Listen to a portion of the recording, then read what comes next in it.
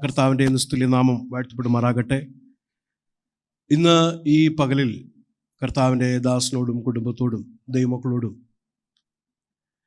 ആയിരിക്കുവാൻ സ്വർഗത്തിലെ ദൈവം എൻ്റെ ജീവിതത്തിൽ ഇടയാക്കി തന്ന നല്ല അവസരത്തിനായി ഞാൻ കർത്താവിനെ സ്തുതിക്കുന്നു, സ്തോത്രം ചെയ്യുന്നു. പ്രിയ പാസ്റ്ററുകളെ ഞാൻ പിതൃതുല്യം സ്നേഹിക്കുന്നു. താൻ മുഖാന്തരമാണ് ദൈവവചന ശുശ്രൂഷയിലേക്ക് കടന്നു വരുവാൻ എനിക്ക് ഇടയായത്. ഞാനൊരു പെന്തക്കോസ്ത് കുടുംബത്തിൽ ജനിച്ചു വളർന്നെങ്കിലും രക്ഷയുടെ അനുഭവമോ ദൈവവചനത്തെക്കുറിച്ചുള്ള ആഴമോ ഒന്നും എനിക്ക് മനസ്സിലായിരുന്നില്ല കുറേ ദീർഘവർഷം വരെ. 2010 ഷാർജയിൽ നടന്ന ഒരു കൺവെൻഷനിൽ കർത്താവിൻ്റെ ദാസൻ വന്ന് സംസാരിക്കുകയും ആ കൺവെൻഷനിൽ കൂടെയാണ് ഞാൻ യഥാർത്ഥമായിരിക്കുന്ന തിരുവചനം അന്ന് കേട്ടത്.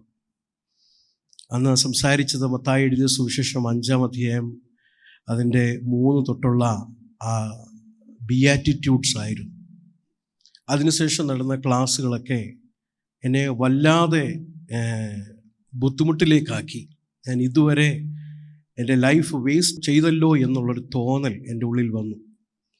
ഒരു ഉൾക്കാഴ്ച എൻ്റെ ഉള്ളിൽ കർത്താവിൻ്റെ ദാസനിൽ കൂടെ കർത്താവ് ചെയ്ത കൃപയ്ക്ക് ഓർത്ത് ഞാൻ ദൈവത്തെ സ്തുതിക്കുന്നു. ആ സമയം തൊട്ട് ഈ സമയം വരെ കർത്താവിൻ്റെ കൃപയിൽ ആ കൂട്ടായ്മയിലായിരിക്കുവാൻ കർത്താവ് എന്നെ ഇടയാക്കിയതേക്കായി ഞാൻ ദൈവത്തെ സ്തുതിക്കുന്നു, സ്തോത്രം ചെയ്യുന്നു. പഥ്യമായിരിക്കുന്ന തിരുവചനം പ്രസംഗിക്കുന്ന ഈ വേദിയിൽ എളിയവനായി എനിക്കും ദൈവവചനം പ്രസംഗിക്കുവാൻ ലഭിച്ച ഈ ഭാഗ്യ പദവിക്കായി ഞാൻ കർത്താവിനെ സ്തുതിക്കുന്നു. മർക്കോസിൻ്റെ സുവിശേഷം 8-ാം അധ്യായം അതിൻ്റെ 31 തൊട്ട് 38 വരെയുള്ള വാക്യങ്ങളാണ് എൻ്റെ ഹൃദയത്തിൽ പ്രേരിപ്പിച്ചത് സംസാരിക്കാൻ. മർക്കോസിൻ്റെ സുവിശേഷം 8-ാം അധ്യായം അതിൻ്റെ 31 തൊട്ട് 38 വരെയുള്ള വാക്യങ്ങൾ. മനുഷ്യപുത്രൻ പലതും സഹിക്കുകയും മൂപ്പന്മാരും മഹാപുരോഹിതന്മാരും ശാസ്ത്രിമാരും അവനെ തള്ളിക്കളഞ്ഞ് കൊല്ലുകയും 3 നാൾ കഴിഞ്ഞിട്ട് അവൻ ഉയർത്തെഴുന്നേൽക്കുകയും വേണമെന്ന് അവരെ ഉപദേശിച്ചു തുടങ്ങി. അവൻ ഈ വാക്ക് തുറന്നു പറഞ്ഞു. അപ്പോൾ പത്രോസ് അവനെ വേറിട്ട് കൊണ്ടുപോയി ശാസിച്ചു തുടങ്ങി. അവനോ തിരിഞ്ഞു നോക്കി ശിഷ്യന്മാരെ കണ്ടിട്ട് പത്രോസിനെ ശാസിച്ചു. സാത്താനെ, എന്നെ വിട്ടു പോ, നീ ദൈവത്തിൻ്റെതല്ല മനുഷ്യരുടേതത്രേ കരുതുന്നത് എന്ന് പറഞ്ഞു. പിന്നെ അവൻ പുരുഷാരത്തെയും തൻ്റെ ശിഷ്യന്മാരെയും അരികെ വിളിച്ച് അവരോട് പറഞ്ഞത്, ഒരുവൻ എന്നെ അനുഗമിപ്പാൻ ഇച്ഛിച്ചാൽ അവൻ തന്നെത്താൻ ത്യജിച്ച് തൻ്റെ ക്രൂശ് എടുത്തുകൊണ്ട് എന്നെ അനുഗമിക്കട്ടെ. ആരെങ്കിലും തൻ്റെ ജീവനെ രക്ഷിപ്പാൻ ഇച്ഛിച്ചാൽ അതിനെ കളയും. ആരെങ്കിലും എൻ്റെയും സുവിശേഷത്തിൻ്റെയും നിമിത്തം തൻ്റെ ജീവനെ കളഞ്ഞാൽ അതിനെ രക്ഷിക്കും. ഒരു മനുഷ്യൻ സർവ്വലോകവും നേടുകയും തൻ്റെ ജീവനെ കളയുകയും ചെയ്താൽ അവന് എന്ത് പ്രയോജനം? അല്ല, തൻ്റെ ജീവന് വേണ്ടി മനുഷ്യൻ എന്തൊരു മറുവില കൊടുക്കും? വ്യഭിചാരവും പാപവുമുള്ള ഈ തലമുറയിൽ ആരെങ്കിലും എന്നെയും എൻ്റെ വചനങ്ങളെയും കുറിച്ച് നാണിച്ചാൽ അവനെക്കുറിച്ച് മനുഷ്യപുത്രനും തൻ്റെ പിതാവിൻ്റെ തേജസ്സിൽ വിശുദ്ധ ദൂതന്മാരുമായി വരുമ്പോൾ നാണിക്കും. ഈ കേൾപ്പിച്ച നല്ല വചനത്തിനായി ഞാൻ കർത്താവിനെ സ്തുതിക്കുന്നു, സ്തോത്രം ചെയ്യുന്നു. കഴിഞ്ഞ ദിവസങ്ങളിൽ കർത്താവ് ഈ പാസേജിൽ കൂടെ എന്നോട് എൻ്റെ ഉൾപ്പെട്ടിരിക്കുന്ന ദൈവസഭയോട് സംസാരിക്കുവാനിടയായി തീർന്നു. മർക്കോസിൻ്റെ സുവിശേഷം നമ്മൾ പഠിക്കുമ്പോൾ റോമിലുള്ള പ്രതികൂലത്തിൽ കൂടെ കടന്നു പോകുന്ന, പെർസിക്യൂഷൻസിൽ കൂടെ കടന്നു പോകുന്ന ദൈവമക്കളെ പ്രബോധിപ്പിച്ചെഴുതിയ ഒരു സുവിശേഷമാണ് എന്നൊരു പൊതുവിൽ അഭിപ്രായമുണ്ട്. ആ പ്രതികൂലത്തിൽ കൂടെ കടന്നു പോകുന്നവർ ഈ സുവിശേഷം വായിക്കുമ്പോൾ അവർ വിശ്വസിച്ച കർത്താവും ഇതിൽ കൂടെ കടന്നുപോയി എന്നുള്ളൊരു ബോധ്യം അവർക്കുണ്ടാകുകയും അത് മനസ്സിലായി അവർ വിശ്വാസത്തിൽ ഉറക്കുകയും ചെയ്യും. അതിനു വേണ്ടിയാണ് ഈ സുവിശേഷം രേഖപ്പെടുത്തിയിരിക്കുന്നത്. മർക്കോസിൻ്റെ സുവിശേഷം 4 സുവിശേഷങ്ങൾ വ്യത്യസ്തമായി കർത്താവായ യേശുക്രിസ്തുവിനെ പരിചയപ്പെടുത്തുമ്പോൾ പലരും പറയാറുണ്ട്, യോഹന്നാൻ എഴുതിയ സുവിശേഷം യേശുവിൻ്റെ ദൈവത്വം ഡീറ്റിയെ കാണിക്കുന്നു എന്ന് പറയുമ്പോൾ, മർക്കോസിൻ്റെ സുവിശേഷം ഞാൻ വായിച്ചപ്പോഴാണ് യോഹന്നാനേക്കാൾ കൂടുതൽ യേശുക്രിസ്തുവിൻ്റെ ദൈവത്വം എനിക്ക് കാണുവാനിടയായി തീർന്നത്. എല്ലാ സുവിശേഷത്തിലും ജീസസിൻ്റെ ഹ്യൂമാനിറ്റിയും യേശുവിൻ്റെ ദൈവത്വം വ്യക്തമായി പഠിപ്പിക്കുന്നു ഈ 4 സുവിശേഷങ്ങളിലും. പ്രത്യേകിച്ച് മർക്കോസിൻ്റെ സുവിശേഷത്തിൽ ധാരാളം ഭാഗങ്ങളിൽ നമുക്കത് കാണാൻ കഴിയും. അപ്പോൾ ആ കർത്താവ് അവർ ഇപ്പോൾ പോകുന്ന ഈ സാഹചര്യത്തിൽ കൂടെ പോയതാണ്. ആ കർത്താവ് ആ പ്രതികൂലത്തിൽ കൂടെ, ആ വേദനയിൽ കൂടെ, ആ കഷ്ടതയിൽ കൂടെ പോയതാണ് എന്നുള്ളൊരു ബോധ്യം വായിക്കുന്നവർക്ക് ഉണ്ടാകും. പ്രിയരെ, ദൈവസഭയ്ക്ക് പ്രതികൂലമുണ്ട്, പ്രയാസമുണ്ട്, പീഡകളുണ്ട്, പലവിധമായിരിക്കുന്ന അറ്റാക്സ് ദൈവസഭയ്ക്ക് ഉണ്ടെങ്കിലും പൊതുവെ നാം നോക്കുമ്പോൾ അങ്ങനെ പലയിടത്തും കാണുന്നില്ല എന്ന് നമുക്ക് കാണാൻ കഴിയും. It is A comfortable Christianity എന്ന് നമുക്ക് കാണാൻ കഴിയും. വളരെ കംഫർട്ടായിരിക്കുന്ന ഒരു ക്രിസ്ത്യൻ ലൈഫിനെയാണ് പൊതുവെ നമുക്ക് കാണാൻ കഴിയുന്നത്. ഞാൻ ഒരിടത്ത് ശുശ്രൂഷിക്കാൻ ചെന്നപ്പോൾ അവിടുത്തെ ദേവദാസൻ എന്നോട് പറഞ്ഞത്, ഇന്നത്തേക്ക് 30 വർഷം മുമ്പ് ഞങ്ങൾ ഇവിടെ ആരാധനയ്ക്ക് വരുമ്പോൾ തിരിഞ്ഞു നോക്കും എപ്പോഴും. കാരണം എപ്പോഴാ പോലീസ് വന്ന് പിടിച്ച് ഡീപ്പോർട്ട് ചെയ്യുന്ന അറിയത്തില്ല. അതുകൊണ്ട് വളരെ ഭയത്തോടെ ആയിരുന്നു ആരാധനയ്ക്ക് വന്നുകൊണ്ടിരുന്നത്. എന്നാൽ ഇപ്പോഴത്തെ അവസ്ഥ 4 സൈഡും പോലീസ് സെക്യൂരിറ്റിയായി. അതുകൊണ്ട് ഞങ്ങൾക്കിപ്പോൾ അത്ര ഭയമൊന്നുമില്ല. പിന്നെ ഞങ്ങൾ അല്പം കംഫർട്ടായിപ്പോയി. We are secured now. അതുകൊണ്ട് ഞങ്ങളുടെ ആത്മീക ജീവിതം തണുത്തുപോയി എന്ന് ആ ദേവദാസൻ എന്നോട് പറഞ്ഞ കാര്യമാണ്. അപ്പോൾ പൊതുവെ നോക്കിക്കഴിഞ്ഞാൽ സഭയ്ക്കെതിരെ പീഡന ഉണ്ട്. എന്നാൽ കൂടി പലയിടത്തും നമുക്ക് കാണാൻ കഴിയുന്നത് എങ്ങനെയോ ലോകം അകത്ത് കടന്നുപോയി. കണ്ണ് നോക്കുന്നതെല്ലാം ഗ്ലിറ്റർ ചെയ്യുന്ന, ലോകത്തിൽ ഗ്ലിറ്റർ ചെയ്യുന്ന കാര്യങ്ങളാണ് നമുക്ക് കാണാൻ കഴിയുന്നത്. എന്നാൽ ഈ ദൈവത്തിൻ്റെ വചനത്തിൻ്റെ ഒരു പ്രത്യേകത മർക്കോസ് എഴുതിയ ആ സമൂഹത്തോട് മാത്രമല്ല, ഇന്ന് ഈ നൂറ്റാണ്ടിലും കടന്നു പോകുന്ന ദൈവസഭയോടും ഈ ജീവനുള്ള ദൈവത്തിൻ്റെ വചനം സംസാരിക്കുന്നു. പ്രതികൂലത്തിൽ മാത്രം പോകുന്നവർക്ക് ഈ സുവിശേഷം ആശ്വാസമായിരിക്കുമ്പോൾ തന്നെ ലോകത്തെ സ്നേഹിച്ച് ലോകമകത്ത് കടന്നവർക്ക് ഈ സുവിശേഷം ഒരു ചാലഞ്ചും കൂടെയാണ്.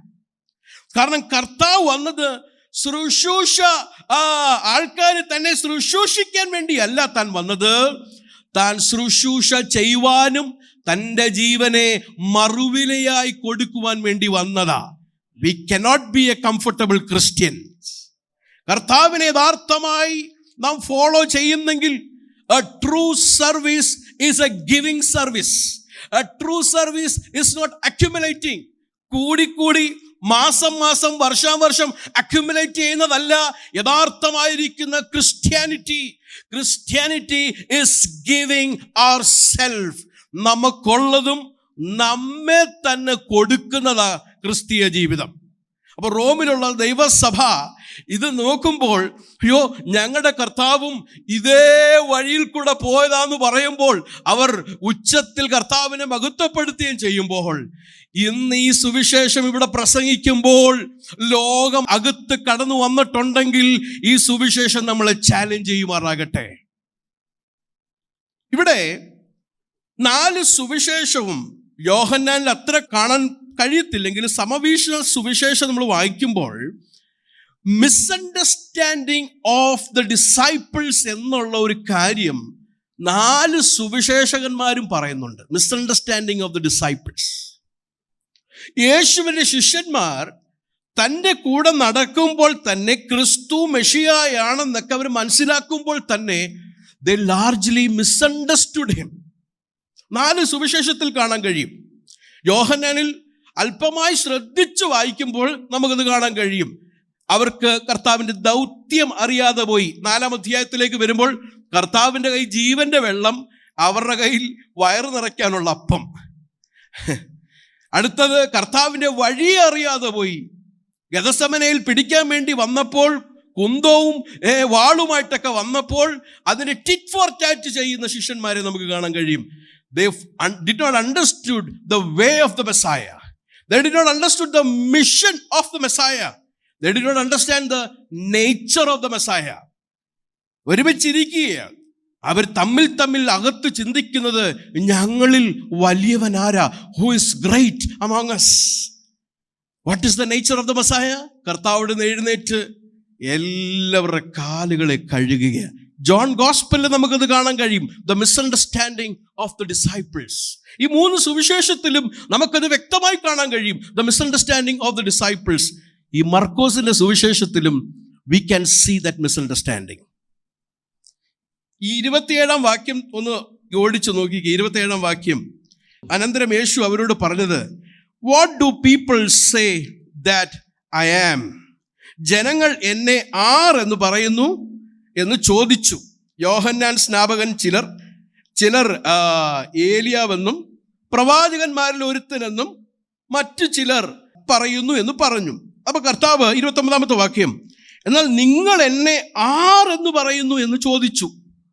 അപ്പൊ അതിന് നീ ക്രിസ്തു ആകുന്നു എന്ന് പത്രോസ് ഉത്തരം പറഞ്ഞു. Right answer is right answer. പക്ഷെ എന്നെ ചിന്തിപ്പിച്ചത് 31-ാമത്തെ വാക്യമാണ്. 31-ാമത്തെ വാക്യം അവിടെ വായിക്കുന്നത്, മനുഷ്യപുത്രൻ പലതും സഹിക്കുകയും, അങ്ങനെ പറഞ്ഞു വന്ന് അവസാനം വായിക്കുന്നത്, എന്ന് അവരെ ഉപദേശിച്ച് തുടങ്ങി. എന്നെ അത് വളരെ ചിന്തിപ്പിച്ചു. ഒരാൾ ആൻസർ കറക്റ്റാ റൈറ്റാ പറയുന്നെങ്കിൽ പിന്നെ എന്തിനാ ഉപദേശിക്കേണ്ട ആവശ്യം? അവിടെയാണ് ഇവരെന്നെ മിസ്അണ്ടർസ്റ്റാൻഡ് ചെയ്തു എന്നുള്ള ബോധ്യം. അവിടെ മാത്രമല്ല, കർത്താവിന് അറിയാം. Jesus discerned it. അവർ ആൻസർ കറക്റ്റാ പറഞ്ഞെങ്കിലും what kind of Christ I am, ഞാൻ എങ്ങനെയുള്ള മെഷിയാണെന്ന് അവർക്കിതുവരെ അറിയത്തില്ല. അതുകൊണ്ട് 31-ാമത്തെ വാക്യം പറയുകയാണ്, and he began to teach. അവരെ ഉപദേശിച്ച് തുടങ്ങി. ഈ 8-ാം അധ്യായവും 9-ാം അധ്യായവും 10-ാം അധ്യായം 3 അധ്യായങ്ങളിൽ 3 തവണ കർത്താവ് ഉപദേശിച്ചു എന്ന് നമുക്ക് മനസ്സിലാക്കാൻ കഴിയും. 8-ന്റെ 31 കാണാം, 9-ന്റെ 31 10-ന്റെ 33 ഈ 3 സ്ഥലങ്ങളിൽ കർത്താവ് അവരെ ഉപദേശിച്ച് തുടങ്ങി എന്ന് നമുക്ക് കാണാൻ കഴിയും. എന്താ ഇവിടെ കർത്താവ് ഉപദേശിച്ച് തുടങ്ങിയത്? ഇവർക്ക് മനസ്സിലായോ ഉപദേശിച്ച് തുടങ്ങിയിട്ടും? നമ്മുടെ കർത്താവ് ശിഷ്യന്മാരെ വിളിച്ചു. ഞാൻ ഈ വാക്യങ്ങളിലേക്ക് വരാം. എന്നാൽ അതിന് മുന്നോടിയായിട്ട് നമുക്ക് 1-ാം അധ്യായത്തിലേക്ക് ഒന്ന് വന്നിട്ട് നമുക്ക് ഇതിലേക്ക് വരാം. 1-ാം അധ്യായത്തിൻ്റെ 14-ാം വാക്യം തൊട്ട് നമുക്കറിയാം, John was taken in to custody. കർത്താവ് പ്രസംഗിച്ചു തുടങ്ങി. ദൈവരാജ്യം 1-ന്റെ 15-ാമത്തെ വാക്യം നമ്മൾ വായിക്കുമ്പോൾ, കാലം തികഞ്ഞു, ദൈവരാജ്യം സമീപിച്ചിരിക്കുന്നു, മാനസാന്തരപ്പെട്ട് സുവിശേഷത്തിൽ വിശ്വസിപ്പീൻ. അതിനുശേഷം 16-ാം വാക്യം തൊട്ട് താഴോട്ട് വായിക്കുമ്പോൾ, he is calling his disciples. സുവിശേഷം കേട്ടു, വിശ്വസിച്ചെങ്കിലും അത് പൂർണ്ണമല്ല. കർത്താവിനെ അനുഗമിക്കാനാണ് അടുത്തത് കർത്താവ് വിളിക്കുന്നത്. അങ്ങനെ കർത്താവ് അവരെ വിളിക്കുമ്പോൾ അവിടെ ഒരു വാക്കുണ്ട്, ഇമ്മീഡിയറ്റ്ലി. അവർ പെട്ടെന്ന് കർത്താവിൻ്റെ വാക്കിനെ കേട്ട് കർത്താവിനെ അനുഗമിക്കുന്നതായിട്ട് നമുക്ക് കാണാൻ കഴിയും. ചിലർ പൊസഷൻ വിട്ടു, പടകും എല്ലാം വിട്ടു. എന്നാൽ 20-ാമത്തെ വാക്യം നമ്മൾ വായിക്കുമ്പോൾ, സബദി മക്കൾ അപ്പനെയും കൂടുള്ള വേലക്കാരെയെല്ലാം വിട്ടിട്ട് യേശുവിനെ അനുഗമിക്കുന്നു. കർത്താവിനെ അനുഗമിക്കുന്നതിൽ 2 പ്രധാനപ്പെട്ട തടസ്സങ്ങൾ. 1 പൊസഷൻ, 2 റിലേഷൻഷിപ്പാണ്. അപ്പോൾ ഇവർ റാഡിക്കലായി കർത്താവിൻ്റെ വിളിയെ അനുസരിച്ച് കർത്താവിനെ അനുഗമിക്കുന്നതായിട്ട് നമുക്ക് കാണാൻ കഴിയും. Okay, well and good. എന്നാൽ മുൻപോട്ട് മർക്കോസ് നമ്മളെ കാണിക്കുന്നത് കർത്താവ് ക്രൈസ്റ്റ് ആണെന്ന്, മെഷിയാണെന്ന് മനസ്സിലാക്കി ഇതെല്ലാം വിട്ടിട്ട് അനുഗമിച്ചെങ്കിലും they misunderstood Christ somehow. 1-ന്റെ 28-ാമത്തെ വാക്യം ഒന്ന് നോക്കിക്കേ പ്രിയരെ. അവൻ്റെ ശ്രുതി വേഗത്തിൽ ഗലീല നാട് എങ്ങും പരന്നു. Jesus is becoming famous. Jesus famous ആകുകയാണ്. ഈ ഫെയിം ആകുന്ന ഈ കാര്യം എങ്ങനെയോ ഇവരുടെ തലയ്ക്ക് കയറി. ആ 1-ാം അധ്യായം താഴോട്ട് വായിക്കുമ്പോൾ നമുക്കത് മനസ്സിലാക്കാൻ കഴിയും. പത്രോസിന്റെ ഭവനത്തിലേക്ക് അമ്മായിയമ്മയെ കർത്താവ് സൗഖ്യമാക്കിയതിന് ശേഷം ആ പട്ടണത്തിലുള്ള സകലരും വന്ന് അവിടെ കർത്താവിൻ്റെ കൈ അവരെ വെച്ച് സൗഖ്യം പ്രാപിക്കാൻ വേണ്ടി വന്നിരിക്കുക. അങ്ങനെ വന്നിരിക്കുന്നതിന് ശേഷം കർത്താവ് ചിലപ്പോൾ രാത്രി ആയിരിക്കും, നേരം വൈകിയായിരിക്കും ഉറങ്ങിയത്. എന്നാൽ 35-ാമത്തെ വാക്യം വായിക്കുന്നത്, അവിടെ എഴുതിയിരിക്കുന്നത്, അധികാലത്തിരുട്ടോട് അവൻ എഴുന്നേറ്റ് പുറപ്പെട്ടു, ഒരു നിർജ്ജന സ്ഥലത്ത് ചെന്ന് പ്രാർത്ഥിച്ചു. എന്നാൽ ശീമോനും കൂടെയുള്ളവരും അവൻ്റെ പിന്നാലെ ചെന്നിട്ട് പറയുകയാണ്, അവനെ കണ്ടപ്പോൾ എല്ലാവരും നിന്നെ അന്വേഷിക്കുന്നു എന്ന് പറഞ്ഞു. എല്ലാവരും നിന്നെ അന്വേഷിക്കുന്നു. എന്നെ പോലുള്ള ഒരു പ്രാസംഗികൻ ഒരു മീറ്റിംഗ് കഴിഞ്ഞിട്ട് വെളിയിൽ പോയി കഴിഞ്ഞിട്ട് ആ പാസ്റ്റർ, ചർച്ചിലെ പാസ്റ്റർ പറയുക, എവിടെ പോയി? എല്ലാവരും അന്വേഷിക്കുക എന്ന് പറഞ്ഞാൽ അതിനേക്കാൾ കൂടുതൽ ഒരു സന്തോഷം വേറെ ഒന്നുമില്ല. എല്ലാവരും അന്വേഷിക്കുന്നു, എല്ലാവരും അന്വേഷിക്കുക. അപ്പൊ ജീസസ് ഇത് പറയുന്നില്ല, എന്നാ നമുക്ക് എല്ലാവരും അവിടെ അന്വേഷിക്കുന്ന അവിടോട്ട് പോകാം എന്നല്ല യേശു പറയുന്നത്. കർത്താവ് അടുത്ത് പറയുന്നത്, let's go somewhere else to the town nearby so that I may preach there also, for that what I came for. ഞാൻ വന്നത് അതിനു വേണ്ടിയാ. ദൗത്യം കർത്താവ് മറക്കുന്നില്ല. കർത്താവിൻ്റെ തലയിൽ ഈ ഫെയിം ഒന്നും പോകുന്നില്ല. ശിഷ്യന്മാരുടെ തലയിൽ ഈ ഫെയിം കയറിയിരിക്കുക. എല്ലാവരും അന്വേഷിക്കുക. കർത്താവ് ഫേമസ് ആയി കഴിഞ്ഞാൽ ഓട്ടോമാറ്റിക്കലി ഞങ്ങളും എന്തുമായി തീരും? We will also become famous. ഈ ഫെയിം തലയിൽ കയറി കഴിഞ്ഞു കഴിഞ്ഞാൽ it is very difficult to go. ഇവരുടെ ഹൃദയം പിന്നെ കാഠിന്യപ്പെടുന്നതായിട്ട് നമുക്ക് കാണാൻ കഴിയും. കർത്താവിനെ വോൺ ചെയ്യുന്നതായിട്ട് കാണാൻ കഴിയും. ഹെരോദാവിന്റെ പുളിച്ച മാവ് നിങ്ങളുടെ ഇടയിൽ പാടില്ല. ടു ബിക്കം ഫെയിം, വലിയത് പണിയുവാൻ, വലിയ ആളാകുവാൻ, ഗ്രേറ്റ്.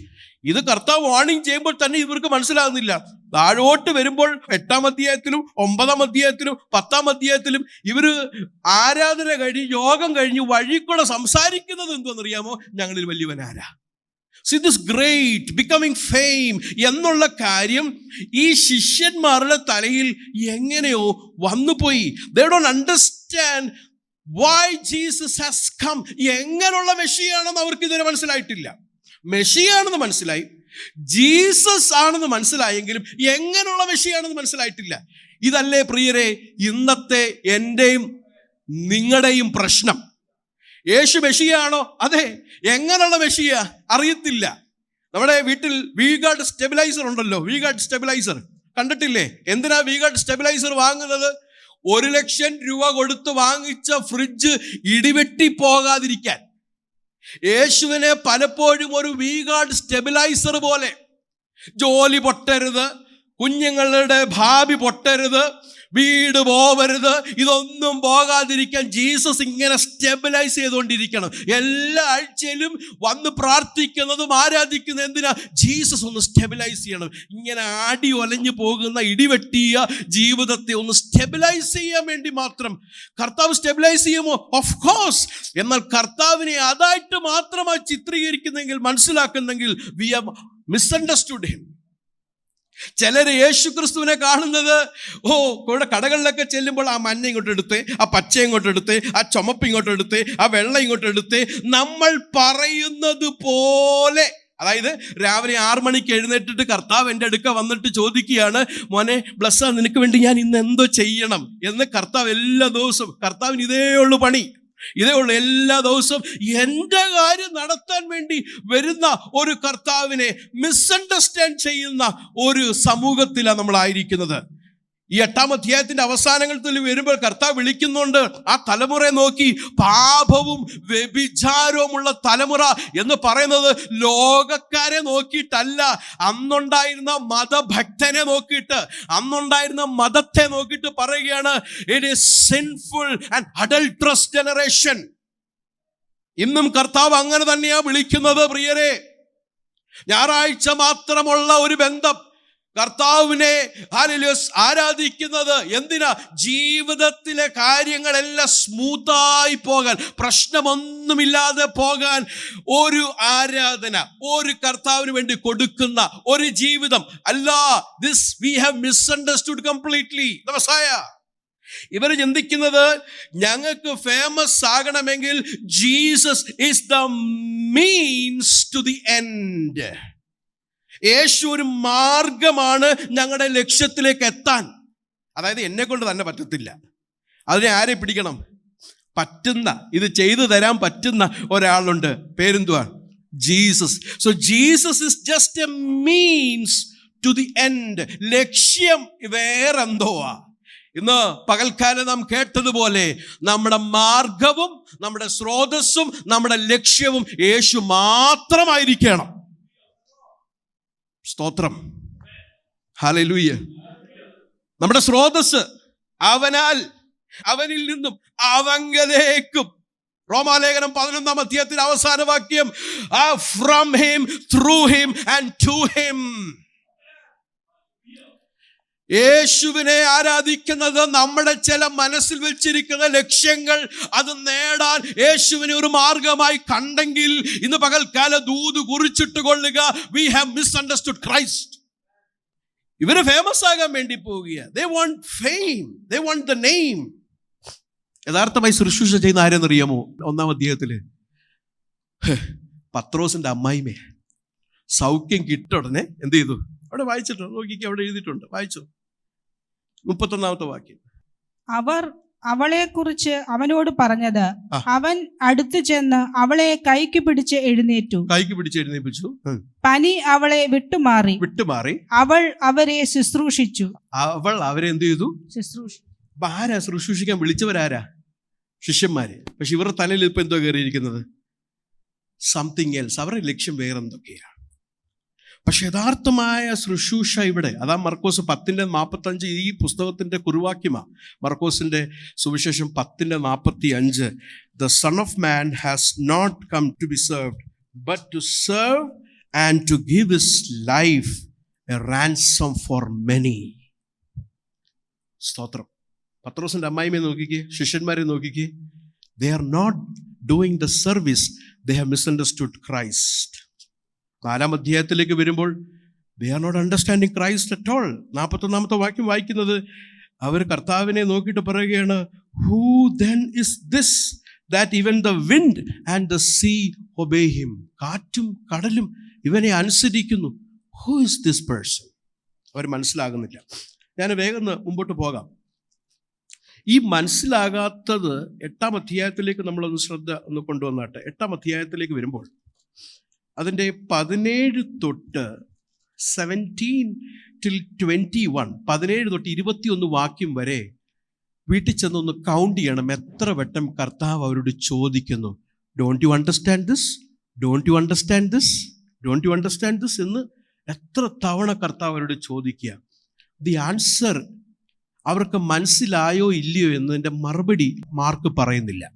ചോദ്യമുണ്ട് അവിടെ. More than 5 times Jesus is asking, don't you understand this, don't you understand this. പക്ഷെ അതിൻ്റെ ആൻസർ മാർക്ക് വളരെ ക്രിയേറ്റീവായിട്ട് നമുക്ക് നൽകുന്നത്. അതിൻ്റെ ആൻസർ എങ്ങനെയാണെന്നറിയാമോ?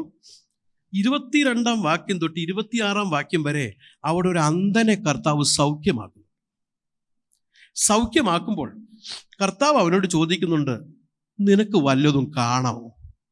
എന്തോ മറുപടി? 24-ാമത്തെ വാക്യം, ഞാൻ മനുഷ്യപുത്രനെ കാണുന്നു, അവർ നടക്കുന്നത് മരങ്ങൾ പോലെ അത്രേ കാണുന്നത് എന്ന് പറഞ്ഞു. അപ്പം ഇത്രയും തവണ കർത്താവ് ചോദിച്ചതിന്റെ ആൻസർ ഇവിടെ മർക്കോസ് പറയുന്നത് എങ്ങനെയാണെന്ന് അറിയാമോ? അവർ കാണുന്നുണ്ട്, അവർക്ക് മനസ്സിലാവുന്നുണ്ടെങ്കിലും ഇറ്റ് ഈസ് ബ്ലർ, ക്ലിയർ അല്ല.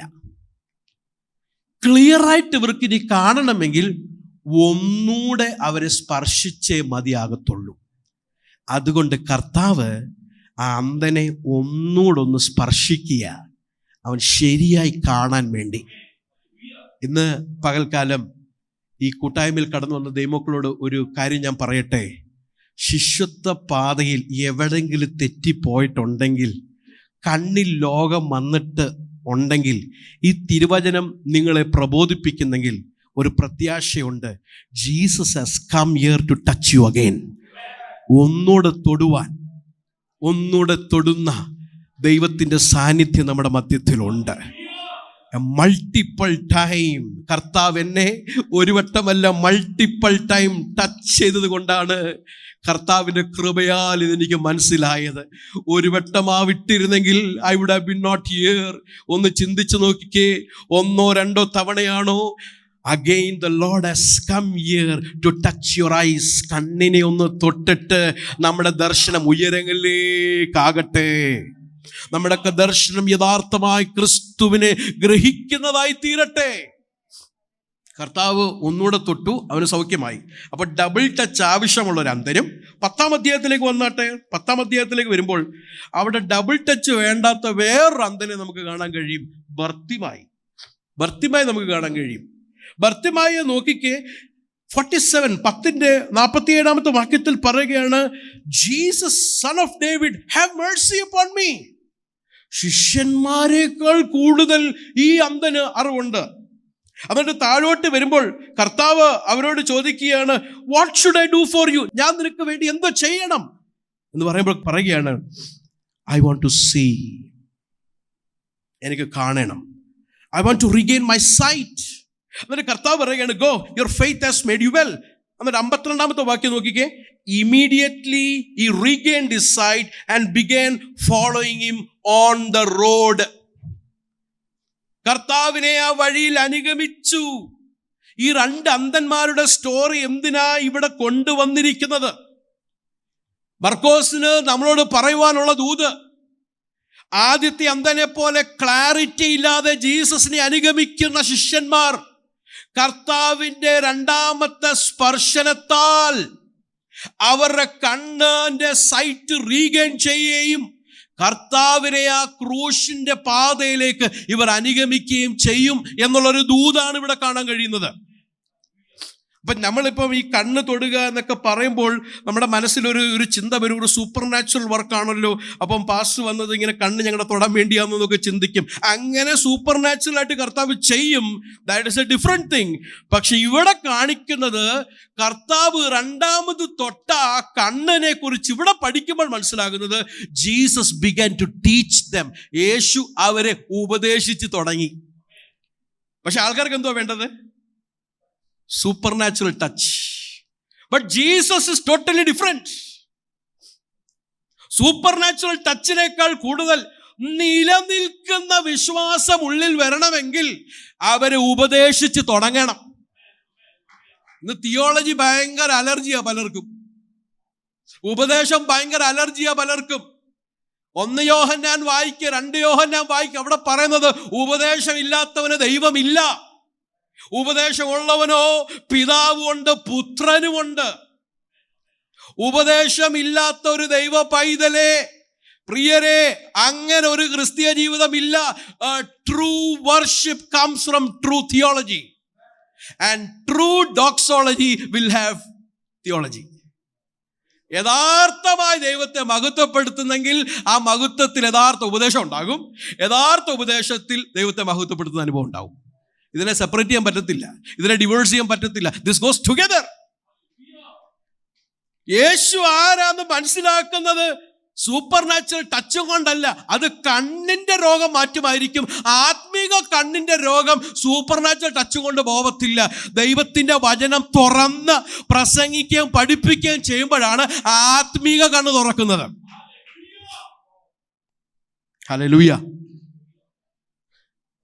അപ്പൊ ഇവിടെ പ്രതീക്ഷിക്കരുത് Jesus is going to do something supernatural. Is going to teach them. അവരെ പഠിപ്പിക്കാൻ പോവുക.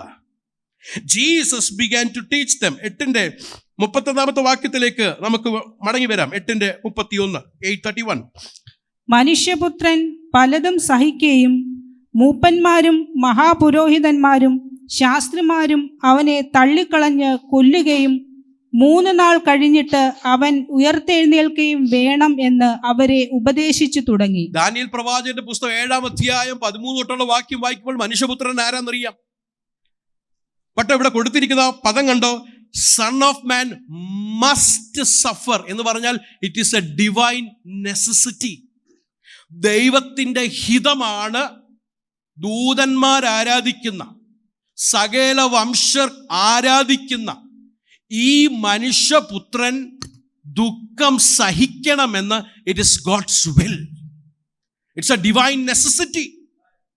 എന്തുകൊണ്ട് മനുഷ്യപുത്രൻ സഹിക്കണമെന്ന് ദൈവത്തിന്റെ ഹിതമാണ്. ഒന്നാമത്തെ പാഠം കർത്താവ് എന്നെ ആ 31-ാമത്തെ വാക്യത്തിൽ പഠിപ്പിച്ചത്, Jesus taught God's will to his disciples. ദൈവഹിതം എന്താണെന്ന് ശിഷ്യന്മാരെ പഠിപ്പിച്ചു. അവർക്ക് ഇഷ്ടപ്പെട്ടാലും ഇഷ്ടപ്പെട്ടില്ലേലും Jesus taught them this is what God's will is. This is the will of God. നിങ്ങൾ സ്വപ്നം കാണുന്നതല്ല, അതിനെ പൊളിച്ചു മാറ്റും. കർത്താവ് ഉപദേശം പറയുമ്പോൾ അവർക്കത് മനസ്സിലാകുന്നില്ല, ദൈവഹിതം മനസ്സിലാകുന്നില്ല. ബിക്കോസ് തലേ കയറിയിരിക്കുന്നത് ഭൗതികമായിരിക്കുന്ന പല കാര്യങ്ങളാണ്. They have misunderstood Christ. എല്ലാ യഹൂദന്മാരെ പോലെയും ഇവർ മിസ്അണ്ടർസ്റ്റാൻഡ് ചെയ്തിരിക്കുക. അവർ യഹൂദൻ മനസ്സിലാക്കിയിരിക്കുന്നത് മെഷിഹ വരുമ്പോൾ റോമാക്കാരെ നീക്കി പിന്നെ ടാക്സ് അടക്കേണ്ട ആവശ്യമില്ല, ഞങ്ങളിങ്ങനെ ചെയറിലൊക്കെ ഇരുന്ന് രാജ്യം ഭരിക്കും, യഥാസ്ഥാനപ്പെടുത്തും, ഞങ്ങൾ മന്ത്രിമാരാകും എന്നൊക്കെയുള്ള സ്വപ്നം മനക്കോട്ടയൊക്കെ കരുതി ഇവർ യെരുശലേമിലേക്ക് പോകുമ്പോൾ Jesus is teaching them God's will. ദൈവഹിതം പഠിപ്പിക്കുക. അവരെ ദൈവഹിതം പഠിപ്പിക്കുന്ന ദൈവദാസന്മാരെ ഓർത്ത് ഞാൻ ദൈവത്തെ സ്തുതിക്കുന്നു. ദൈവഹിതം പഠിപ്പിക്കുക.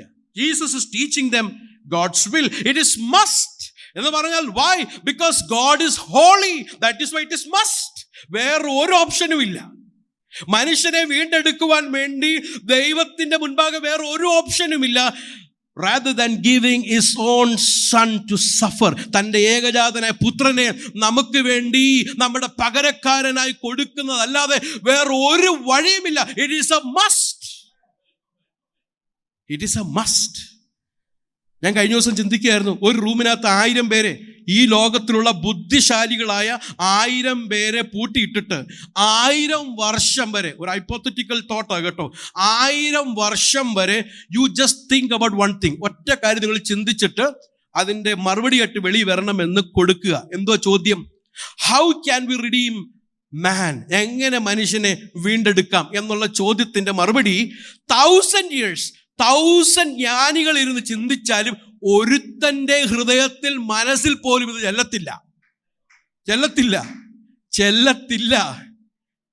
വചനം ജഡമായി തീരുമെന്ന് ഒരുവന്റെ മനസ്സിൽ ചെല്ലുവോ? 33 കൊല്ലം ജീവിക്കുമെന്ന് ഒരു മനുഷ്യൻ ചെല്ലുവോ? ക്രൂശിൽ മരിച്ച്, ആ ക്രൂശിൽ പാപികളുടെ പകരക്കാരനായി മരിച്ച്, ആ ക്രൂശിതനായ ക്രിസ്തുവിൽ വിശ്വസിക്കുന്നവന് നീതീകരണം ഉണ്ട് എന്ന് ഏത് ബുദ്ധിശാലിയുടെ അകത്താ ചെല്ലുന്നത്? It is a must that Jesus should die because God is holy. It is a must because we are totally dead. നമ്മൾ പൂർണ്ണമായി മരിച്ചിരിക്കുക. ഞാൻ രക്ഷിക്കപ്പെടുന്നതിന് മുമ്പ് ഞാൻ ചിന്തിച്ചത് എനിക്ക് അല്പം കൂടെ ജീവനുണ്ട്, കർത്താവ് ഒന്ന് കിക്ക് സ്റ്റാർട്ട് ചെയ്തെന്നുള്ളെന്നാ. അങ്ങനല്ല പ്രിയരെ, പല സമുദായക്കാരും അങ്ങനെ ചിന്തിക്കുന്നത്. എനിക്ക് ഇച്ചിരി ജീവനുണ്ട്, കർത്താവ് ഒന്ന് കിക്ക് സ്റ്റാർട്ട് ചെയ്താൽ മതി. നോ, ലാസറിനെ പോലെ കല്ലറയ്ക്കകത്ത് കിടക്കുന്ന, എഴുന്നേറ്റ് വരാൻ കഴിയാത്ത ഒരു പാപിയാ യേശു ലാസറെ എന്ന് വിളിച്ചെങ്കിൽ മാത്രമേ ആ കല്ലറയിൽ നമുക്ക് വെളി വരാൻ പറ്റത്തുള്ളൂ. അത് വെളി വരണമെങ്കിലേ ഒരുവൻ മരിച്ച് ഉയർത്തപ്പെടേണ്ട ആവശ്യമുണ്ട്. നമ്മുടെ പാപത്തിന് വേണ്ടി താൻ ഏൽപ്പിക്കപ്പെടുകയും നമ്മുടെ നീതീകരണത്തിന് വേണ്ടി താൻ ഉയർത്തപ്പെടുകയും ചെയ്യുന്നു. ആ വാഴ്ത്തപ്പെട്ട കർത്താവിനെ ഒന്ന് കരങ്ങൾ ഉയർത്തി. ഇതുവരെ മനസ്സിൽ കയറിയിട്ടില്ല ഇതുവരെ. They have not understood this yet. ദൈവഹിതം പഠിപ്പിക്കുക. He is teaching them God's will. അടുത്തത് താഴോട്ട് നോക്കിക്കേ. അവൻ ഈ വാക്ക് തുറന്ന് പറഞ്ഞു. പല കാര്യങ്ങള് പലർക്കും തുറന്ന് പറയാൻ പേടിയാ. പക്ഷെ യേശുവിൽ ഞാൻ പഠിച്ചതും ജീസസ് ഒരു കാര്യം മറച്ചു വെക്കത്തില്ല. അത് പത്രോസ് ആയാലും ഇല്ല, കുറച്ച് മുമ്പ് നീ ക്രിസ്തുവാന്നൊക്കെ പറഞ്ഞു. അപ്പം എന്നെ സംബന്ധിച്ച് എൻ്റെ ഒരു ക്യാരക്ടർ, എന്നെക്കുറിച്ച് ആരെങ്കിലും ഒന്ന് പറഞ്ഞ പിന്നെ അടുത്തൊരു കാര്യം തുറന്ന് പറയാൻ ഒരു മടിയാ. പക്ഷെ ജീസസ് അങ്ങനൊന്നുമല്ല. ജീസസ് തുറന്ന് കാര്യം പറയും. അതാ എനിക്ക് ഇവിടുത്തെ പാസ്റ്ററും അത് എൻ്റെ പാസ്റ്ററും കൂടാ ഇഷ്ടം. തുറന്ന് കാര്യം പറയും. തുറന്ന് കാര്യം പറഞ്ഞുകൊണ്ടാണ് ഞാൻ രക്ഷപ്പെട്ട കേട്ടോ. ഒന്നും മറച്ചു വെക്കുന്നില്ല. പൗലോസ് പറഞ്ഞ പോലെ I have not kept anything which is profitable for you. അങ്ങനെയുള്ള ദൈവദാസന്മാരെ എഴുന്നേൽപ്പിക്കട്ടെ. മുഖം നോക്കാതെ തുറന്ന് കാര്യം പറയും. ഈ തുറന്ന് കാര്യം പറയുന്നതിൻ്റെ അർത്ഥം ബോൾഡ്ലി എന്നാ. ബോൾഡ്ലി. സ്തോത്രം. ചിലയിടത്ത് ചിലരുടെ മുഖമൊക്കെ കാണുമ്പോൾ പേടിയാ തുറന്ന് പറയാൻ. പക്ഷെ ജീസസിൽ അങ്ങനെ ഒന്നുമില്ല. Jesus was bold enough to tell things. അങ്ങനെ ദൈവഹിതവും തുറന്ന് കാര്യവും പറഞ്ഞാൽ എന്തോ ഉണ്ടാകുന്ന അറിയാമോ? നോക്കിക്കേ അടുത്തത്. അപ്പോൾ പത്രോസ് അവനെ വേറിട്ട് കൊണ്ടുപോയി ശാസിച്ച് തുടങ്ങി. ദൈവത്തിൻ്റെ കൃപയാൽ 15 വർഷമായിട്ട് ഞാൻ ചർച്ചിലൊരു പാസ്റ്റർ. ഇതുവരെ എന്നെ ആരും അങ്ങനെ ചെയ്തിട്ടില്ല. ഞാൻ തുറന്ന കാര്യം പറയും. പക്ഷെ ഇത് നോക്കിക്കേ, തൻ്റെ പ്രിയപ്പെട്ട ശിഷ്യന് പോലും ഇഷ്ടപ്പെട്ടില്ല കാര്യം തുറന്നു പറഞ്ഞപ്പോൾ. അപ്പം നമ്മുടെ ആൾക്കാർക്ക് ഇഷ്ടപ്പെടൂ? ഇഷ്ടപ്പെടത്തില്ല. ഞാൻ ഒരിടത്ത് തുറന്ന കാര്യം പറഞ്ഞപ്പം അവിടെ ഉള്ള ഒരാൾ എനിക്ക് സ്തോത്രം തന്നു. ബാക്കി എല്ലാവരും ഇങ്ങനെ ഈ ഒരു കൈ 2 വിരലും കൂടെ സ്തോത്രം തന്നെ. അപ്പം എനിക്ക് കാര്യം പിടികിട്ടി, ഇഷ്ടപ്പെട്ടില്ലെന്ന്. സ്തോത്രം പോലും തരത്തില്ല. തുറന്ന് കാര്യം പറഞ്ഞാൽ സ്തോത്രം പറയത്തില്ല. തുറന്ന് കാര്യം പറഞ്ഞാൽ ഇഷ്ടപ്പെടത്തില്ല. യേശു തുറന്ന് പറഞ്ഞപ്പോൾ പത്രോസ് അവനെ വേറിട്ട്, അതെനിക്ക് ഇഷ്ടപ്പെട്ടു. എല്ലാവരും മുമ്പിലല്ലല്ലോ പറഞ്ഞേ, വേറിട്ട് കൊണ്ടുപോയി എന്ത് ചെയ്തു? ശാസിച്ച് തുടങ്ങി. മത്തായി എഴുതിയ സുവിശേഷത്തിൽ നമ്മൾ വായിക്കുമ്പോൾ, ഞാനതിങ്ങനെ വായിക്കുമ്പോൾ ഇങ്ങനെ ഭാവനയെ കാണും. കർത്താവിനിങ്ങനെ അടുത്ത് കൊണ്ടുപോയിട്ട് സ്വർഗത്തിലൊക്കെ, എൻ്റെ ദൈവമേ ബോധമില്ലാതൊക്കെ, അങ്ങനെ എഴുതിയിട്ടില്ലെങ്കിൽ ഞാനങ്ങ് ചിന്തിക്കുക, ബോധമില്ലാതൊക്കെ എന്തൊക്കെ പറഞ്ഞു, രക്ഷിക്കണേ, ഗോഡ് ഫോർബിഡ്, ഇങ്ങനൊന്നും വരല്ലേ. അങ്ങനെ മത്തായിയിൽ പറയുന്നത്. സ്വർഗത്തിലേക്ക് അവിടെ എഴുതിയിട്ടില്ല. പക്ഷേ Lord, this thing should not happen to you, God forbid, അങ്ങനെ നടക്കരുത്. സ്തോത്രം എന്ന് പറഞ്ഞാൽ പത്രോസ് യേശുവിന് വേണ്ടി പ്രാർത്ഥിക്കുക, ഇങ്ങനെ സംഭവിക്കരുതെന്ന്. ദൈവഹിതം പറഞ്ഞപ്പോൾ, തുറന്ന് പറഞ്ഞപ്പോൾ ശിഷ്യന്മാർക്ക് ഇഷ്ടപ്പെട്ടില്ല. പക്ഷേ പത്രോസിനെ ഇല്ലേ ശാസിച്ചതെന്ന് നമ്മൾ പറയും. അല്ല, പത്രോസിനെ മാത്രമല്ല. അടുത്തത് അതിൻ്റെ 33-ാമത്തെ വാക്യം. അവനോ, ആര്? യേശുവോ, അവനോ തിരിഞ്ഞു നോക്കി ശിഷ്യന്മാരെ കണ്ടിട്ട് പത്രോസിനെ, അപ്പൊ ഇത് എല്ലാവർക്കും ഉണ്ട് ഇല്ലേ? പത്രോസിനെ മാത്രമല്ല, തിരിഞ്ഞ് ശിഷ്യന്മാരെ നോക്കിയിട്ട് പത്രോസിനെ ശാസിച്ചപ്പോൾ അവർക്കും പിടികിട്ടി, ഞങ്ങൾക്ക് കിട്ടേണ്ട താക്കീത് പത്രോസിന്, ഇത് ഞങ്ങൾക്കും കൂടാ. 3 തവണ ഇത് കർത്താവ് അവരെ പഠിപ്പിച്ചിട്ടും അവർക്കത് മനസ്സിലാവുന്നില്ല. ഇവിടെ ശാസിച്ച് തുടങ്ങിയത് കാണാം. 9-ാം അധ്യായത്തിലേക്ക് വന്നിട്ട് 9-ാം അധ്യായത്തിലും ഇതേ കാര്യം 31-ാമത്തെ വാക്യത്തിൽ പറയുന്നതും 32-ാമത്തെ വാക്യം എഴുതിക്കുന്ന നോക്കി എങ്ങനെ എഴുതിക്കുന്നത്. But they did not understand the statement. അവർക്കത് മനസ്സിലായില്ല. എന്നിട്ട് 33-ാമത്തെ വാക്യം. They came to Capernaum, and when he was in the house, he began to question them. What were you discussing on the way? നിങ്ങൾ വഴിയിൽ എന്തോ സംസാരിച്ചു പോകുന്നത്? But they kept silent. Our മൗനമായിരുന്നു. For on the way they had discussed with one another which of them was the greatest. യേശു എന്തോ പറയുന്നത്? ഞാൻ ക്രൂശിൽ പോകും, എന്നെ അവർ കൊല്ലും, എന്നെ അവർ തുപ്പും, ഞാൻ 3-ാം നാൾ ഉയർത്തെഴുന്നേൽക്കും എന്നൊക്കെ പറയുമ്പോൾ ഇവർക്ക് ഒരു കാര്യവും പിടികിട്ടാതെ വഴി കൂടെ സംസാരിക്കുന്നത് അറിയാമോ? ഞങ്ങൾ വലിയവനാരാ? They have not understood it. 10-ാം അധ്യായത്തിലേക്ക് വന്നാട്ടെ. 10-ാം അധ്യായം അതിൻ്റെ 33-ാമത്തെ വാക്യം. കർത്താവ് അല്പം കൂടെ വിശദീകരിച്ച് പറയുക എന്തൊക്കെ ചെയ്യാൻ പോകുന്നു. What all things they are going to do. എന്നാൽ നോക്കിക്കേ, എൻ്റെ 35-ാമത്തെ വാക്യം 35.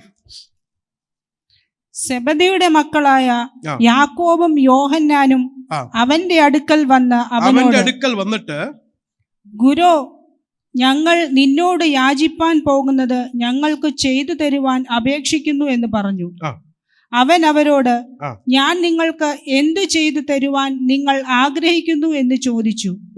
നിന്റെ മഹത്വത്വത്തിൽ ഞങ്ങളിൽ ഒരുത്തൻ നിന്റെ വലത്തും ഒരുത്തൻ ഇടത്തും ഇരിപ്പാൻ വരം നൽകണം എന്ന് അവർ പറഞ്ഞു. ഇത് കേട്ടപ്പോൾ ബാക്കിയുള്ള ഒരു സ്തോത്രമല്ല പറഞ്ഞത്. 41-ാമത്തെ വാക്യം നോക്കിക്കേ, 41. അതുശേഷം 10 പേർ കേട്ടിട്ട് യാക്കോബിനോടും യോഹന്നാനോടും നീരസപ്പെട്ടു തുടങ്ങി. കസേര എത്ര ഉണ്ട്? 2. ഇതിനു വേണ്ടി കൊതിക്കുന്ന എത്ര പേരുണ്ട്? 12 പേര്. വല്ലതും മനസ്സിലായോ? ഒന്നും മനസ്സിലായില്ല. ഈ 3 തവണയും കർത്താവ് അവരെ പഠിപ്പിച്ചിട്ടും അവരുടെ തലയിൽ ഇരിക്കുന്നത് ഹൂ ഇസ് ഗ്രേറ്റ്. എന്നാലും കർത്താവിന്റെ ആ സ്നേഹം ഒന്ന് നോക്കണേ. ഇവർക്ക് മനസ്സിലാകാഞ്ഞിട്ടും കർത്താവ് 3 തവണ വീണ്ടും അവരെ പഠിപ്പിച്ചു. ആദ്യത്തെ വട്ടം ക്യാൻസൽ ചെയ്തിട്ട് വേറെ ബറ്റാലിയനെ കർത്താവ് റീസെലക്ട് ചെയ്യുകയല്ല ചെയ്യുന്നത്, അവരെ തന്നെ വീണ്ടും പഠിപ്പിച്ചു. അവരെ വീണ്ടും പഠിപ്പിക്കുന്നൊക്കെ പറയുമ്പോഴേ ആ കർത്താവിൻ്റെ കമ്പാഷൻ ഒന്ന് കാണണം. ആ 8:34 വാക്യം ഒന്ന് പ്രിയപ്പെട്ടവർ ശ്രദ്ധിച്ചേ. He called the crowd with his disciples. പുരുഷാരത്തോടു കൂടെ ആരെ വിളിക്കുക? ശിഷ്യന്മാരെ. ശിഷ്യന്മാരെ നേരത്തെ വിളിച്ചതല്ലായിരുന്നു, പിന്നെ എന്തിനാ ഇപ്പൊ രണ്ടാമത് വിളിക്കുന്നത്? ആരുടെ കൂടെ വിളിക്കുന്നത് നോക്കിക്കേ? പുരുഷാരത്തോടു കൂടെ. എന്നെ വളരെ ചിന്തിപ്പിച്ചു. എന്ന് പറഞ്ഞാൽ ഒരു കാലഘട്ടം വരെ പുരുഷാരത്തെക്കാൾ വ്യത്യസ്തമായി ചിന്തിച്ചവരായിരുന്നു. ഇപ്പൊ നോക്കിയപ്പോൾ പുരുഷാരത്തിനോട് ഇടകലർന്നിരിക്കുക. ആ പുരുഷാരത്തോടുള്ള ചിന്താഗതി ഇപ്പോഴും ഇവരുടെ. അതുകൊണ്ട് 2 കൂട്ടരെ വീണ്ടും വിളിക്കുക. Is calling. 9-ാം അധ്യായത്തിലും കാണാൻ കഴിയും. 9:35 നോക്കിക്കേ. Sitting down he called the 12. 12 പേരെ വീണ്ടും വിളിക്കുക. എന്നാൽ 10:42 എന്നെ വളരെ ചിന്തിപ്പിച്ചത്. calling them to himself. എൻ്റെ പപ്പ എന്നെ എൻ്റെ പെങ്ങളെയും ഉപദേശിക്കുമ്പോൾ ചില കാര്യങ്ങൾ ഞങ്ങൾ അനുസരണക്കേട് കാണിച്ച് അടി തന്നിട്ട് ഞങ്ങൾ അനുസരിക്കാതിരിക്കുമ്പോൾ ഡാഡി ഒരു കാര്യം ചെയ്യാറുണ്ട്. അവിടെ ഒരു സോഫയുണ്ട്. ആ സോഫയിൽ ഇരുന്നിട്ട് ഈ 2 കൈ ഇങ്ങനെ അങ്ങോട്ട് തുറന്നിട്ട് പറയും, മക്കളെ ഇങ്ങി വാ എന്ന് പറഞ്ഞ 2 കരവും അങ്ങോട്ട് തുറന്ന് ഞങ്ങളിങ്ങനെ അടുക്ക വിളിച്ചിട്ട് സ്നേഹത്തോടെ ഞങ്ങളോട് പറയും. ആ കാര്യം ഇവിടെ നടക്കുന്നത്. മനസ്സിലാകാതിരിക്കുന്ന ശിഷ്യന്മാരെ കർത്താവ് ശാസിച്ചു, ഉപദേശിച്ചു, പഠിപ്പിച്ചെങ്കിലും കർത്താവ് അവർ 2 കരങ്ങളാൽ വീണ്ടും തന്നത്തോട് അണച്ച് വെച്ചിട്ട് അവരെ പഠിപ്പിക്കുന്ന കമ്പാഷൻ ഓഫ് ജീസസ് ക്രൈസ്റ്റ്. ഇവിടെ മാത്രമല്ല, 5 അപ്പം 4000 പേരെ പോഷിപ്പിച്ചപ്പോഴും 5000 പേരെ പോഷിപ്പിച്ചപ്പോഴൊക്കെ നമുക്ക് കാണാൻ കഴിയുന്നത് കർത്താവ് കമ്പാഷൻ ടു ദ പീപ്പിൾ. ഇവിടെ ശിഷ്യന്മാരോട് മനസ്സലിഞ്ഞ് അവരടുക്കൽ വിളിച്ച് അവരെ പഠിപ്പിക്കുക. See the compassion of Jesus Christ. പ്രിയരെ, ഞാൻ നേരത്തെ പറഞ്ഞതുപോലെ God will touch once again. ഒരിക്കൽ കൂടെ നമ്മുടെ കണ്ണുകളെ കർത്താവ് ഇന്ന് പകൽക്കാലം തുറക്കും.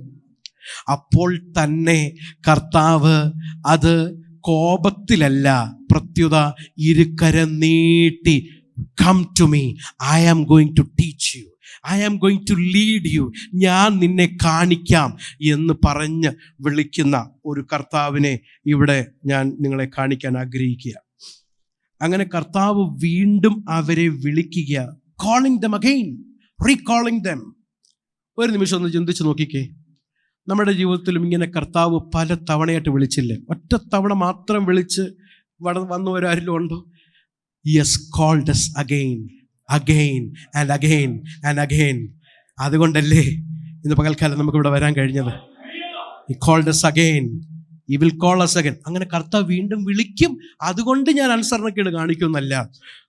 God's grace is much greater than our disobedience.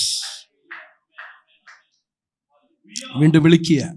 കർത്താവ് വിളിക്കുന്നതിന് മുമ്പേ അവിടെ പത്രോസിനെ നോക്കിയിട്ട് പറയുന്ന വാക്ക് നോക്കിക്കേ. പത്രോസിനോടല്ല പറഞ്ഞെങ്കിലും ആ സമയത്ത് പത്രോസിനെ ഇൻഫ്ലുവൻസ് ചെയ്ത ആത്മാവിനെ, സാത്താനെ എന്നെ വിട്ട് പോ, നീ ദൈവത്തിൻ്റെതല്ല മനുഷ്യരുടെ അത്രേ കരുതുന്നത്. ദൈവത്തിൻ്റെതുണ്ട്, മനുഷ്യരുടേതുണ്ട്. പഴയ നിയമത്തിൽ നമുക്ക് കാണാൻ കഴിയും ഇസ്രായേൽ മക്കളോട് പറയുന്നത്, നിങ്ങൾ പോകുന്ന ദേശത്തിൽ ഉള്ളവരുടെ ന്യായങ്ങളെ എന്ന് പറഞ്ഞാൽ even the good advices also you should not follow. ന്യായങ്ങളെ പോലും നിങ്ങൾ ഫോളോ ചെയ്യരുത്. അത് ന്യായമായിരിക്കുന്ന കാര്യമാണ്. കർത്താവ് ഏൽപ്പിച്ച വചനമുണ്ട്. God has given them the word. You have to follow that. ഇവിടെ 2 സ്റ്റാൻഡേർഡ്സിനെ നമുക്ക് കാണാം. God standard and man standard. Sunday school പിള്ളേരെ ചിലപ്പോൾ ഒക്കെ ഞാൻ ക്ലാസ് എടുക്കുമ്പോൾ അവർക്ക് മനസ്സിലാകുന്ന രീതി പറയുന്ന പോലെ പുട്ടുണ്ടാക്കുന്ന ആ അച്ചുകൊണ്ട് ഇഡ്ഡലി ഉണ്ടാക്കുന്നതുകൊണ്ട്, അല്ലേ? 2 ഡിഫറെൻറ്റ്. പ്രസംഗിക്കുന്ന എനിക്കും നമുക്കെല്ലാവർക്കും ആറ് സ്റ്റാൻഡേർഡ്, മാൻ സ്റ്റാൻഡേർഡ്, മനുഷ്യന്റെ ഇൻട്രസ്റ്റ് ചെയ്യാനാ താല്പര്യം. പലപ്പോഴും നമ്മുടെ സ്ട്രഗിൾ അവിടാണ്. പലപ്പോഴും നമ്മുടെ ഹൃദയം കൊണ്ടുപോകുന്നത് അങ്ങോട്ടത്തേക്കാണ്, അല്ലേ? നമ്മൾ എവിടേക്ക് ചെല്ലും? പുട്ടുപൊടി എന്ന് പറഞ്ഞാൽ ലോകത്തിന്റെ സ്റ്റാൻഡേർഡ് കൂട്ടിക്കോ. ഇഡ്ഡലിയുടെ അച്ചിലേക്ക് ചെന്ന് കഴിഞ്ഞാൽ we will become like that shape. നമ്മൾ എവിടേക്ക് ചെല്ലുമോ we will become that shape. ഇവിടെ രണ്ട് സ്ട്രഗിൾ ആണ് ഈ ശിഷ്യന്മാരുടെ മുമ്പിലുള്ളത്. God's interest, man's interest. Hallelujah. പലപ്പോഴും നമ്മുടെ ബദ്ധ ശത്രു 33-ാമത്തെ വാക്യത്തിലുണ്ട്, പോ സാത്താനെ. സാത്താൻ ശത്രുവാണെങ്കിലും അടുത്തൊരു ശത്രുവിനെ കണ്ടോ, നമ്മുടെ ഇഷ്ടം, തന്നെത്താൻ ത്യജിക്കുന്ന അടുത്തൊരു ശത്രു വേറെയും കൂടെ ഉണ്ട്. അതിൻ്റെ 36-ാമത്തെ വാക്യം നമ്മൾ വായിക്കുമ്പോൾ, ലോകം, the world, Satan, even our own self. കുഞ്ഞുങ്ങളോട് ഞങ്ങളുടെ ചർച്ചിൽ ചോദിക്കും, whom do you love the most? അപ്പം ചില പിള്ളേർ ഡിപ്ലോമാറ്റിക് ആയിട്ട് പറയും, we love father and mother, രണ്ടുപേരെയും സ്നേഹിക്കും. But that is absolutely wrong. They love themself. അവരെ തന്നെ ആദ്യം സ്നേഹിക്കുന്നത്, റൈറ്റ്? കപ്പെടുക്കുമ്പോൾ മോക്കൊരു കപ്പുണ്ട്, മോനൊരു കപ്പുണ്ട്. ചെറുക്കൻ ആ കപ്പെടുത്തു കഴിഞ്ഞാൽ, this is my cup, this is my blanket, this is my bed, this is my pillow, this is my. നമ്മൾ ജനിച്ചതെല്ലാം ആ self സെൻറ്റേർഡിലാണ്, സെൽഫിലാണ്. That is the greatest enemy. പിശാച് greatest enemy. The world is greatest enemy. ഇതിൻ്റെ എല്ലാം മധ്യത്തിൽ Jesus is calling us again. Will you come and follow me? 34-ാമത്തെ വാക്യം ഞാൻ വേഗം പറഞ്ഞു നിർത്താം. 34-ാമത്തെ വാക്യം അവിടെ കാണുന്നത്, ജീസസ് 33-ാമത്തെ വാക്യം ജീസസ് is calling. 34 തൊട്ട് 37 വരെയുള്ള വാക്യങ്ങളിൽ the cost of following. 38, the consequence of rejecting. 34-ാമത്തെ വാക്യത്തിൽ കർത്താവിനെ അനുഗമിക്കാൻ വിളിക്കുന്ന കർത്താവ് വില കൊടുക്കണമെന്ന് പറയുക. You have to pay the cost. ആ കോസ്റ്റ്, ആ വിളിയെ നിഗ്ലക്റ്റ് ചെയ്താൽ അതിന്റെ കോൺസിക്വൻസ് എന്താണ്? അതാണ് 38-ാമത്തെ വാക്യം. അപ്പം കർത്താവ് വിളിച്ചു, വീണ്ടും വിളിക്കുക. എന്നാൽ അടുത്ത ആ കോസ്റ്റിലേക്ക് നിങ്ങളുടെ ശ്രദ്ധ ഒന്ന് കൊണ്ടുവരാൻ ആഗ്രഹിക്കാം. 34-ാമത്തെ വാക്യം, ഒരുവൻ എന്നെ അനുഗമിപ്പാൻ ഇച്ഛിച്ചാൽ അവൻ തന്നെത്താൻ ത്യജിച്ച് തൻ്റെ ക്രൂശും എടുത്തും കൊണ്ട് എന്നെ അനുഗമിക്കട്ടെ. ന്യൂ ലൈഫ് ഏജിലുള്ള ദൈവമക്കൾക്ക് ഈ ഒരു വാക്യം പുതുമയല്ലെന്ന് എനിക്കറിയാം. അതുകൊണ്ട് ഞാൻ അധികം അതിലേക്ക് പോകാൻ ആഗ്രഹിക്കുന്നില്ല. എന്നാൽ ഒരു കാര്യം പറയട്ടെ പ്രിയരെ, ക്രൂശ് എടുത്ത് നടക്കുക എന്ന് പറയുമ്പോൾ ആ ക്രോസിനെ മുഴുവനുമായിട്ട് എടുക്കുന്ന അനുഭവമല്ല. It is just taking the horizontal beam ഷോൾഡറിലേക്ക് കെട്ടിവെച്ചിട്ട് നടക്കുക. ഇങ്ങനെ കെട്ടിവെച്ച് നടക്കുന്ന ഒരാൾക്ക് താഴെ കിടക്കുന്ന ഗ്ലിറ്റർ ചെയ്യുന്ന സാധനം ഒന്നും എടുക്കാൻ പറ്റത്തില്ല. It is impossible to take. He cannot take that. അഥവാ എടുക്കണമെങ്കിൽ കോംപ്രമൈസ് ചെയ്യണം. ഈ കെട്ടിയിരിക്കുന്ന കാര്യം എന്ത് ചെയ്യണം? ഊരിക്കളയണം. കെട്ടിയിരിക്കുന്ന കാര്യം ഊരിക്കളഞ്ഞാൽ ഇതെല്ലാം കിട്ടും. പക്ഷെ കെട്ടിയിരിക്കുന്ന കാര്യം ഇട്ടുകൊണ്ട് കിടന്നാൽ നമ്മൾ സ്വപ്നം കണ്ടതും മനക്കോട്ട കരുതിയതും, പത്രോസെ ഗ്രേറ്റ് ആകാൻ നോക്കുന്നതും, ജെയിംസ് ജോൺ നീ കസേരയിലിരിക്കാൻ നോക്കുന്നത്, ഇതെല്ലാം താഴെ ഇടണം. ഇതും കൂടെ ഒരുമിച്ച് കൊണ്ടുപോകാൻ പറ്റത്തില്ല. You know what is missing today? We have less preachers who have the beam on their shoulders. അങ്ങനെ ഷോൾഡറിൽ ബീമുള്ള ദൈവദാസന്മാരുടെ പ്രസംഗം വിശാല വഴിയല്ല, ഇടുക്കമുള്ള വഴിയായിരിക്കും അവർ പ്രസംഗിക്കുന്നത്. ഇടുക്കമുള്ള വഴി പ്രസംഗിക്കുമ്പോൾ കേൾക്കണം ഷോൾഡറിൽ ബീമുണ്ട്. ഇപ്പോഴങ്ങനല്ല വേണ്ടത്. കർത്താവിനെ സ്തുതിക്കാൻ വേണ്ടിയും ലഭിക്കാൻ വേണ്ടി സ്തുതിപ്പിക്കുക. കഴിഞ്ഞ ദിവസം ഞാൻ നേരിട്ട് കേട്ടതാ. ഞാൻ നിങ്ങളെ നിർബന്ധിച്ച് സ്തോത്രം പറഞ്ഞാൽ എനിക്ക് 75% അനുഗ്രഹം കിട്ടും, നിങ്ങൾക്ക് 25 കിട്ടത്തുള്ളൂ. എന്നാൽ നിങ്ങളെ നിർബന്ധിച്ച് ചെയ്തില്ലെങ്കിൽ നിങ്ങൾക്ക് 100% കിട്ടും. എന്തോ സ്തോത്രമാ. അപ്പൊ എന്തിനാ സ്തോത്രം പറയുന്നത്? കിട്ടാൻ വേണ്ടിയല്ല സ്തോത്രം ചെയ്യേണ്ട പ്രിയരെ. ഇത് പകൽക്കാലം നമ്മൾ പാടിയതും കേട്ടതും പോലെ കിട്ടിയത് കൊണ്ടാണ് സ്തോത്രം ചെയ്യുന്നത്. എന്തോ കിട്ടി? എന്തോ കിട്ടി? പാപക്ഷമ കിട്ടി. എന്തോ കിട്ടി? നീതീകരണം കിട്ടി. എന്തോ കിട്ടി? തൻ്റെ ആത്മാവിനെ എൻ്റെ ഉള്ളിൽ പകർന്നു. തേജസ്സിന്റെ പ്രത്യാശ കിട്ടി. തേജസ് കിട്ടിയോ? തേജസ് കിട്ടിയോ? കിട്ടിയില്ല. പക്ഷെ തേജസ് കിട്ടുന്നു, ഉറപ്പായി. ആ ഉറപ്പുള്ളവനാ പ്രാർത്ഥിക്കുന്നത്. ഹല്ലേലൂയ, സ്തോത്രം. ഇങ്ങനെ നമ്മൾ ചിന്തിച്ചാലേ ഹല്ലേലൂയ, ഏത് സാഹചര്യത്തിലും ദൈവത്തെ മഹത്വപ്പെടുത്താൻ കഴിയും. ഏത് അവസ്ഥയിൽ ദൈവത്തെ മഹത്വപ്പെടുത്താൻ കഴിയും. കാരണം കിട്ടാൻ വേണ്ടിയല്ല. We have lost it, brothers and sisters. Hallelujah. ക്രൂശിക്കപ്പെട്ട ക്രിസ്തുവിന്റെ പിന്നാലെ പോകുമ്പോൾ, ഇതാ ആ ക്രൂശ് എടുത്ത് നടക്കുന്ന ക്രിസ്ത്യാനിയെ നോക്കുമ്പോൾ, ആ ക്രിസ്ത്യാനിയുടെ പിന്നാലെ വരുന്ന ഒരു അവിശ്വാസിയും ചെന്നെത്തുന്നത് ക്രിസ്തുവിലേക്കല്ലേ. പക്ഷെ ഇന്ന് ലോകത്തിനത് കാണാൻ കഴിയുന്നില്ല. ക്രൂശ് എടുത്ത് നടക്കുന്ന ഒരു ദൈവ പൈതലിനെ ലോകത്തിന് കാണാൻ കഴിയുന്നില്ല. ദാറ്റ് ഈസ് ഈ നെഹമ്യാവിൻ്റെ പുസ്തകം നമ്മൾ വായിക്കുമ്പോൾ അവിടെ 1-ാം അധ്യായത്തിൽ the walls is broken, the gates is broken എന്നൊക്കെ പറയും. എന്നാൽ ആ ദുർഘടമായിരിക്കുന്നു, വളരെ വിഷമത്തിലായിരിക്കുന്നു. I don't know the exact Malayalam word.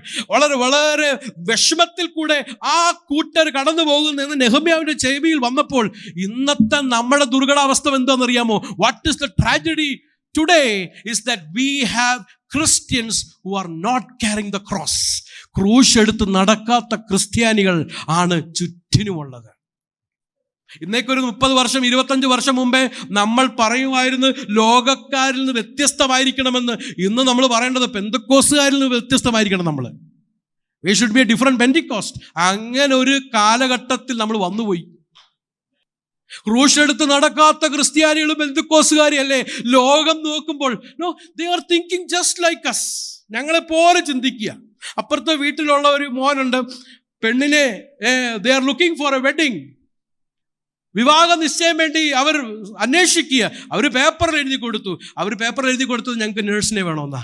കാരണം എങ്ങനെയും മോനെ ഈ പ്രദേശത്ത് നിന്ന് അയർലൻഡിലോട്ട് വിടണം.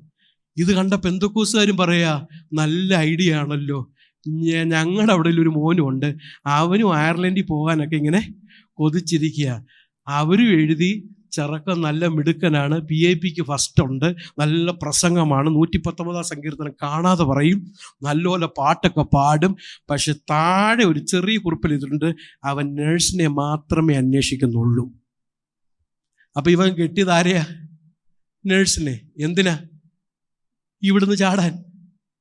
അപ്പോൾ വിവാഹം പോലും തെരഞ്ഞെടുപ്പ് പോലും, ഞാൻ ഒറ്റ കാര്യമേ പറഞ്ഞുള്ളൂ, ഇതുപോലെ എഡ്യൂക്കേഷൻ, ഇതുപോലുള്ള നമ്മുടെ ഡെയിലി ഡിസിഷൻസ് ലോകത്തെ നോക്കി ആ അച്ചിലോട്ട് ചെല്ലുകയാണ്. എന്നാൽ ക്രൂശ് എടുത്ത് നടക്കുന്ന ഒരു ദൈവ പൈതലിനെ നോക്കി ലോകം പറയും, this person is thinking differently. ഈ മനുഷ്യൻ ചിന്തിക്കുന്നത് ക്രിസ്തു ചിന്തിക്കുന്നത് പോലല്ലേ. Hallelujah. If anyone wishes to come after me, he must deny. Jesus must suffer. ജീസസിന്റെ follower must deny. It is a divine necessity. ജീസസിന്റെ പ്രസംഗത്തിന്റെ ഉപദേശത്തിന്റെ അടുത്തൊരു ഗുണം, 1 ദൈവഹിതം പറഞ്ഞു, 2 തുറന്നു പറഞ്ഞു, 3 പ്രസംഗത്തിലും ഉപദേശത്തിലും കോസ്റ്റ് പറഞ്ഞു. If anyone wishes to come after me, he must deny. This is God's will. And take up his cross and follow me. കഴിഞ്ഞ ദിവസം ഞാൻ ഖത്തറിൽ ചെന്നപ്പോൾ എനിക്ക് പ്രസംഗിക്കാൻ സമയം തരുന്നതിന് മുമ്പ് ഒരു പെങ്കൊച്ചിന് സാക്ഷ്യം പറയുവാൻ സമയം കൊടുത്തു. 23-24 year old. ആ പെങ്കൊച്ച് പറഞ്ഞ സാക്ഷ്യം ഇങ്ങനെയാണ്. IELTS എഴുതി പാസ്സായി. വീട്ടിൽ അപ്പൻ വിശ്വാസത്തിലല്ല, അമ്മ മാത്രമേ ഉള്ളൂ വിശ്വാസത്തിൽ. ഒരു അനിയനുണ്ട്, അനിയനും വിശ്വാസത്തിലല്ല.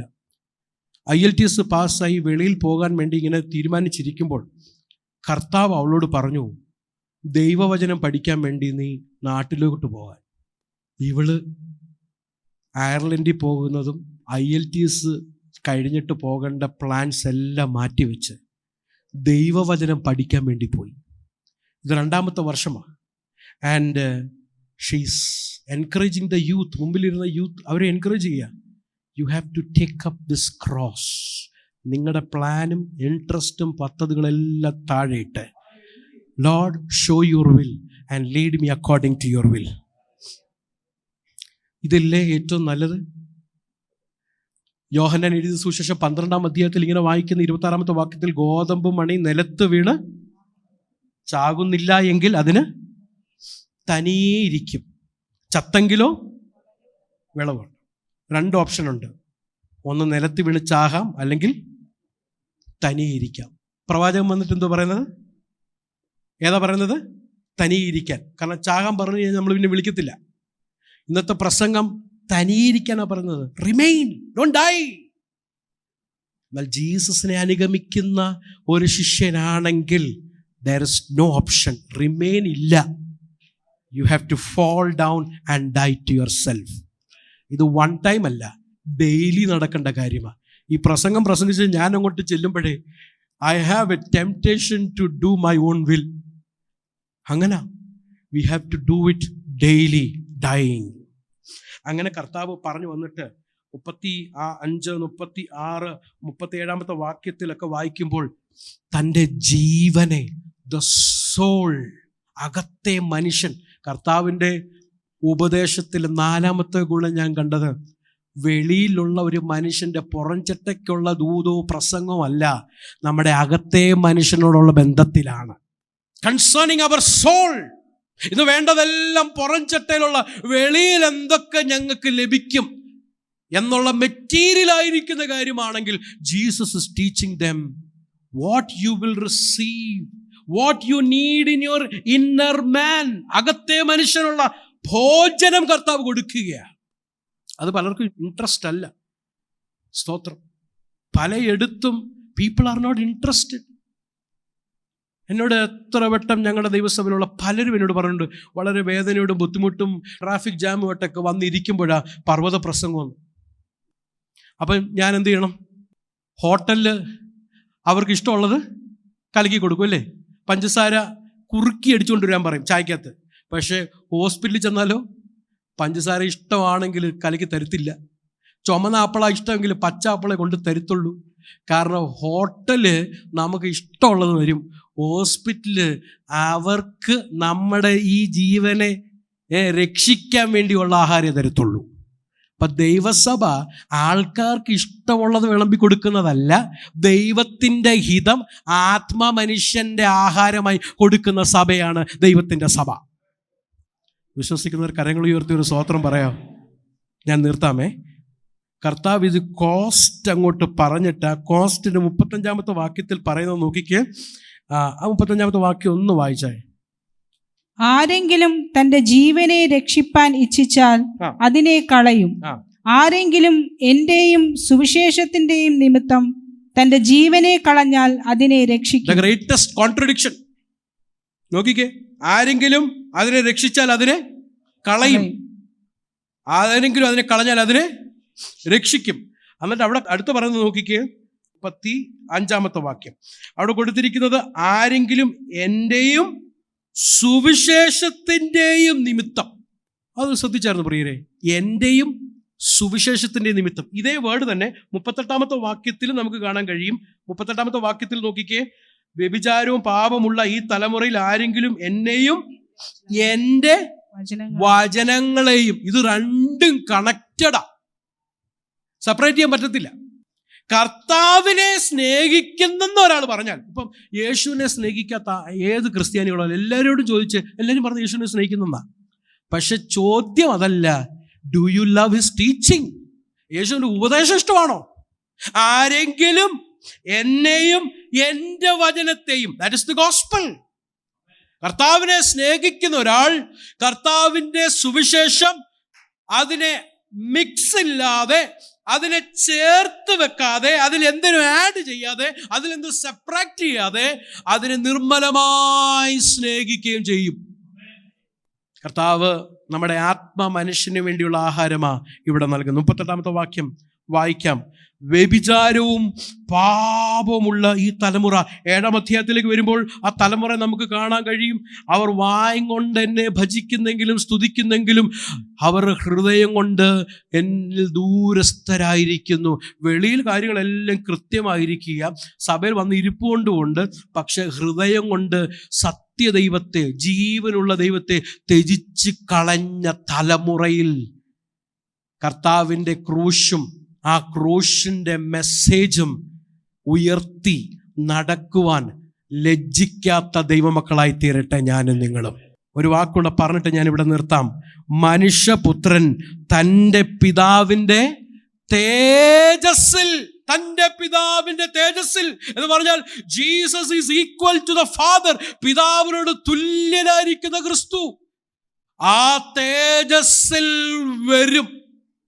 He will come in his glory. ഇന്ന് ക്രൂശെടുത്ത് അവനെ അനുഗമിക്കുന്ന ഒരു ദൈവവൈതലേ, മനസ്സിലാക്കിക്കൊള്ളുക, there is a glory which is to be revealed. Hallelujah, hallelujah.